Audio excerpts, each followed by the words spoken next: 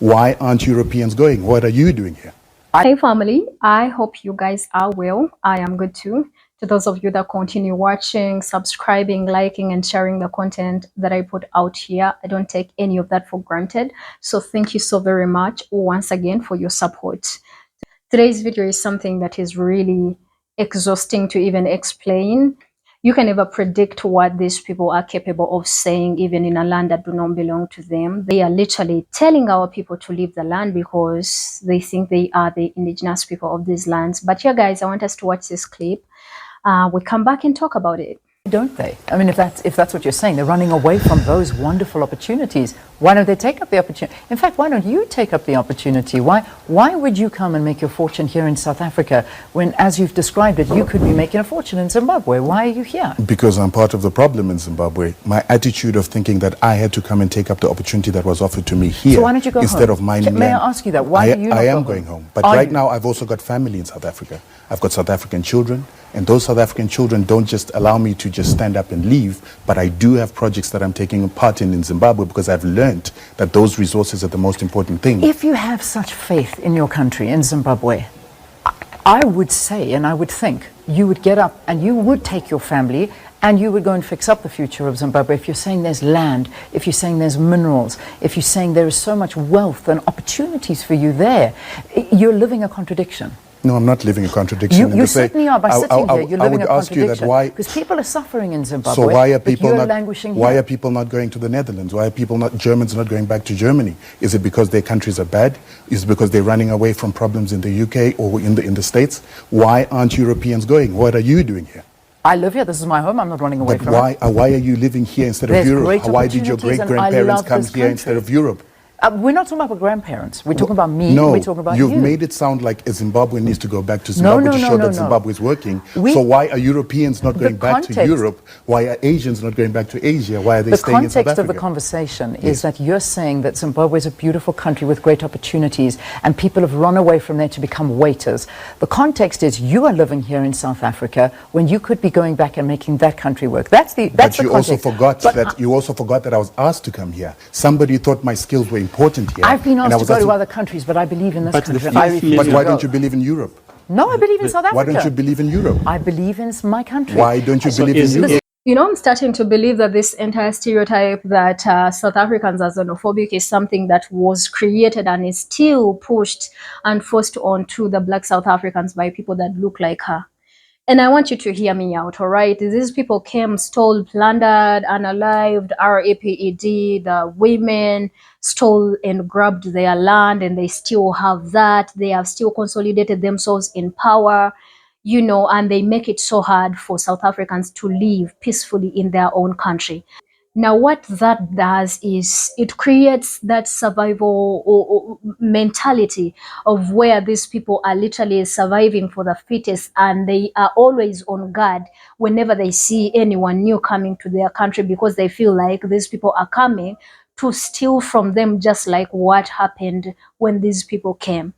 It is so irritating and annoying when you hear these white people calling themselves the indigenous people, and they are saying that before South Africans existed in that country, they are the ones that migrated and came to the land, so they are the indigenous people. So hard to take in, right? Julius Malema once said that the real enemies of South Africa are not the brothers, the black brothers that come to that country only to just collect crumbs to feed their, you know, families. Just hustle, you know. Stop saying Namibians are taking your jobs. If we remove the borders, we are going to be unemployed. Hey, you are unemployed now with your border. The border is there as we speak. Yet you are unemployed. Someone said to me, if you want us to vote for you in 2024, you must abandon this thing of foreigners. Now I'm prepared to go home. Now I'm fine. I will never take a platform and denounce Africans. I will never do it. If it means votes are going, let them go. Now I'm prepared to go home. But to take a platform and please white minority by pointing a finger at my other fellow black brothers, I'm not going to do that. When I see a Nigerian or a Zimbabwean or a Congolese or Ghanaian, I see myself. EFF can commission internal research to see to what extent is this thing hitting the EFF. But I'm not prepared. I'm not prepared to take a platform and say foreigners must go home. I would rather not be a president of South Africa. I'll be a president of my children at home. We'll practice cabinet there. No, I don't want. If this thing has cost us municipalities and the people who say I must resign, I will resign. For Africans, I will resign. For black people, I will resign. I have no problem. Please be aware that the stance on Africans remains. It goes nowhere. We are for a united Africa, and we can't unite it by dividing it. We want one Africa, one currency, one president, one military, and one reserve bank. Because the reality is the black people that are coming to South Africa, they don't own diamond mines. They are not in positions of power. They don't have power plants in South Africa. They don't have factories and anything. They don't own nothing. All they are doing is hustling, and they are not taking anything for free. But you know what happened is these people always make sure they use a black face, to say and do things that they cannot say and do because they are going to be called out and are going to be hated. So you see, this entire thing turned South Africans into different humans that are hating on brothers that look like them. But the person that needs to be hated on, that is still taking power, that is still, owning majority of the wealth, that is controlling the economy, is people like her.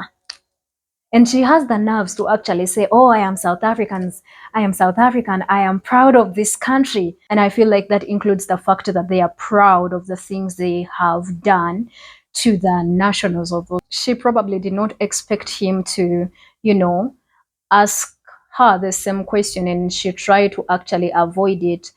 And the man is like, why don't you go back to your country? Why don't you go back to Europe? Your ancestors are descendants of Europe. Why don't you go back? You see, one of the things that people ignore when we talk about these things is Africa is all we have. But these people have somewhere else to go. I'm talking about Asians, I'm talking about Indians, I'm talking about all of these people that are coming to our countries, all right? They have elsewhere to go just in case of anything. But what about us? Where are we going to go? You understand? Africa is all we have. But even having this one thing that you have in your hands and you can count on, you have someone out here, European, concentrated European, not even diluted with anything, not even mixed with anything. And she comes out to tell you, go back to your country. From time to time again, we've always been thriving, right, with each other. I can go to Kenya and thrive, hustle, make a life out there, as long as I'm not unlawfully taking anything, illegally, right? Yeah. And I feel like South Africans don't have a problem with people that are just really, struggling like they are struggling as well. It is people like her that continue to oppress the people in South Africa. But then they have the nerves to tell him, go back. Where do you want him to go? Mind you, Zimbabwe is like a distance between your nose and your eyes, And then he even goes ahead, he's like, I have family over here, I have businesses over here. And my expertise was considered important to this country. I was invited. I didn't just bring my soul. Our countries are not perfect, you guys. Yes, there are circumstances that may cause you not to thrive and be safe in your country, and you choose to go, to the neighboring country and see if life works out. And for the most part, sometimes life works out. When we go to Europe, they always remind us, go back to your country, go back to Africa. You understand? You guys have options. If you want to go back, you will go back and you'll be welcomed, because those are your own people. They will never ever chase you away. But us, I want you to imagine what is happening in the UK, what is happening in Canada, the deportations that are happening in Australia, in the US, all of these things. Where do you want us to go? This is our land.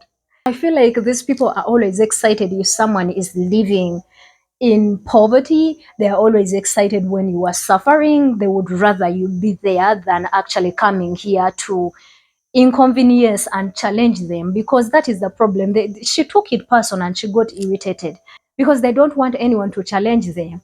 South Africans have been ignoring them, that they are saying nothing, and they're like, yeah, we have these ones under control. So these other people that have a voice, we have to suppress their voices. I just don't get it. I don't get it when people that are clearly not Africans come out to chase and give orders and show disrespect in broad daylight, and they even have nerves to get upset when they are reminded of the history and the things they have done, which they still continue to actually do. But also, we are ignoring a lot of white immigrants that are coming to South Africa, because South Africa is one of the countries that has the largest number of white people. We are ignoring all of those. Why isn't she telling her own people to go back to their country, even when they are there illegally? This guy clearly has a family and he's African, by the mere virtue that he's African, he is allowed to stay in that country. And he's not even there illegally. He has a working permit in that country. But they don't come out to condemn their people that come and start illegal businesses in that country, but they normally always want to take advantage of people like him, and they feel like they will easily silence him. I am so grateful that we have people that are ready to not be silenced, and they will speak up no matter what, and that's the energy that we need, because we've always been silenced and been told, you can't say anything. I feel like it is time for all of us to realize that all of these people that are in our countries, I'm not trying to divide and all of that, but yeah, the more they continue coming in our country, the more their numbers grow, the more they are going to take advantage of the nationals, the more they will actually oppress the nationals. It is nothing to be excited about when you see a massive number of Chinese coming to our countries. It is nothing to be excited about. It is in fact something to worry about. I understand that they create jobs, but the reality is, even if they say, and even if they come and they say they are starting factories, these same people, they are actually moving as vendors in, and yet they disguise themselves as investors. It is not our brothers that, are stealing and taking away from us. They're also struggling like we are struggling. And I feel like the earlier we realize that, the better we are going to change our perspective on how these people have been always treating us. But yeah, guys, I don't know what you guys think. I want you to let me know in the comment section. Put your opinions right there. All right. Yeah. If you haven't subscribed, consider subscribing to the channel. Thank you again for the support. I'll see you in another video. Gracie here. Bye.